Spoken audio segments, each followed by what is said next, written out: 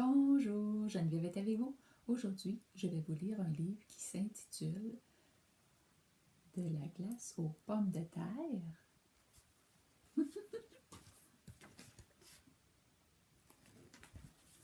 Tous les matins à l'aube, Lucho est réveillé par une bonne odeur de soupe aux pommes de terre. Lucho, viens manger ta soupe, dit sa mère. Tout endormi.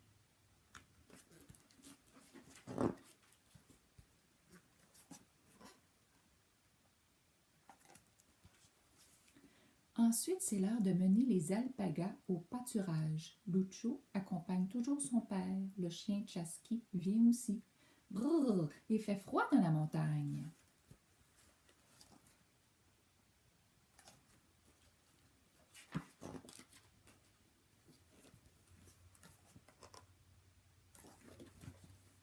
Pendant que les alpagas pèsent tranquillement, Lucho et son père reviennent dans l'enclos près de la maison, ramassent les crottes et les font sécher au soleil. Il en faut tous les jours pour allumer le feu et faire cuire les repas, car ici, pas un arbre ne pousse. Il n'y a ni le gaz ni l'électricité. Lucho, dit son père, demain est un grand jour, nous commencerons la récolte des pommes de terre.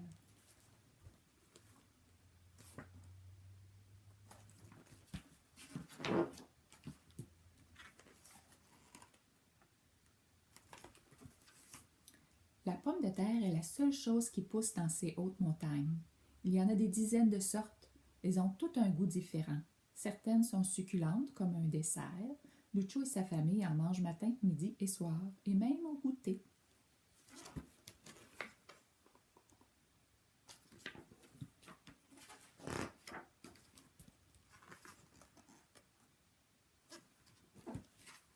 Ce soir, maman prépare la soupe de pommes de terre nouvelle. Tout à coup, papa ouvre la porte et dit « Venez vite, Rité et son petit ont disparu !» Chacun prend une lampe de poche et part dans la nuit, à la recherche de Riti et de son bébé Pocoyo. Voilà papa ici. Viens les avertir, ils ont perdu 2 de leurs animaux.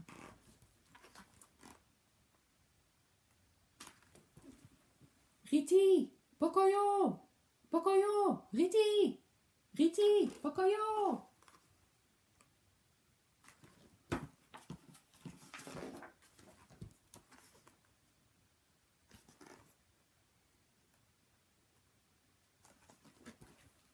Oh, voilà Riti. Pauvre maman alpaga. Que s'est-il passé? Où est Pocoyo? Riti est descendue tout en bas de la pente. Elle semble exténuée d'avoir cherché son petit. Soudain, Chaski aboie. Tout le monde se précipite. Pocoyo est là, coincé au fond d'une étroite crevasse. Papa court à la maison chercher une corde. On voit la maman, Riti, et Pocoyo, on y voit la tête un petit peu là. Pris à l'intérieur.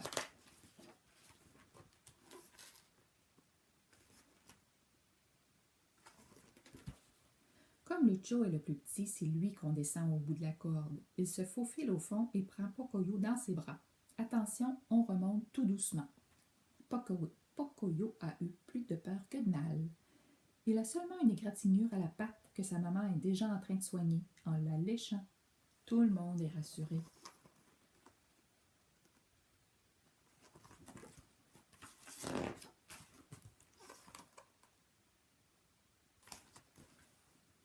Mais Pocoyo est encore tout tremblant. Alors Lucho et son père décident de passer la nuit dans l'enclos pour le surveiller de près. Dans le ciel étoilé se dresse l'Apu, la plus haute montagne. L'Apu est un dieu. Il veille sur eux. Lucho en est certain. Il en est sûr. Sûr et certain.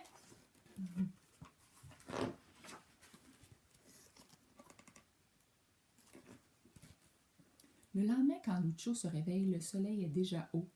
Comme c'est bon de se chauffer dans ses rayons. Merci, Linti, le dieu soleil. Pocoyo boit vigoureusement le lait de sa mère. Riti s'approche de Lucho et lui chuchote à l'oreille. Merci d'avoir sauvé Pocoyo. Tu as bien dormi?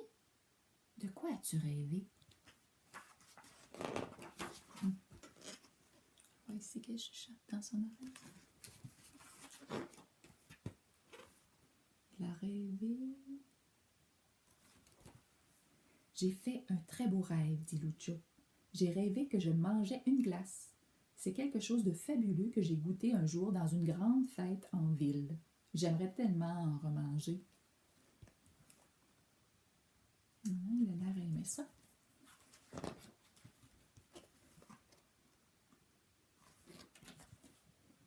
De la glace, dit Reddy. Mais il y en a partout ici.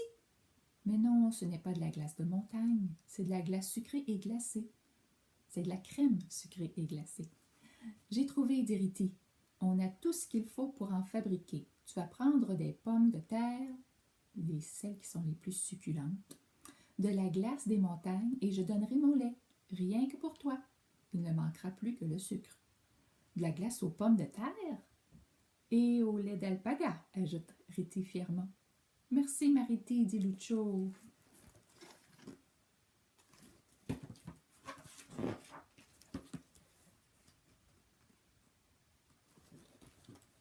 Voilà justement papa qui descend dans la vallée. Il va faire les courses en échange de pommes de terre. Papa, papa, crie Lucio. Tu veux bien rapporter un peu de sucre? C'est prévu, Lucio, ta maman m'en a déjà demandé.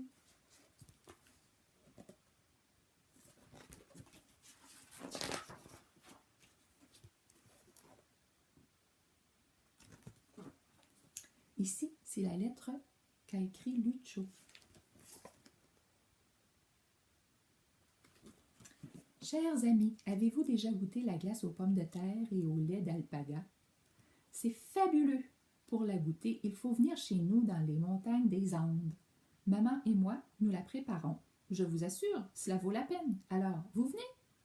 Lucio. Et puis, c'est fini. Au revoir les amis. À la prochaine.